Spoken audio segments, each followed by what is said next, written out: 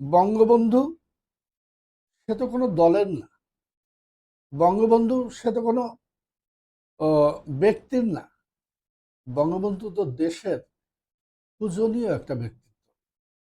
আজকে যেমন সাধারণ ছুটি, জাতীয় শোক দিবসের সাধারণ ছুটি যেমন 15ই আগস্টে বাতিল করা হয়েছে, তাহলে আর একটা আইন করে বা বাতিল করে দিয়ে দেওয়া হোক যে তিনি বঙ্গবন্ধু না, তিনি জাতির পিতা না। এইরকম আর কতগুলো আইন করা হোক, যাতে করে এই আদর্শের যে মানুষগুলো তারা আর ওদিকে না যাক। আজকে দেখেন কি পরিতাপের বিষয়, এটা যেমন পলিটিক্যাল সাইডে আজকের ঘটে যাওয়া বিষয়, তেমনি করে সমসাময়িক বিষয়ের উপরে আপনারা বলছেন। কি বলবো সমসাময়িক বিষয়ের উপরে? সেদিন দেখলাম যে টেলিভিশনের সংবাদে দেখলাম ভোক্তা অধিদপ্তরের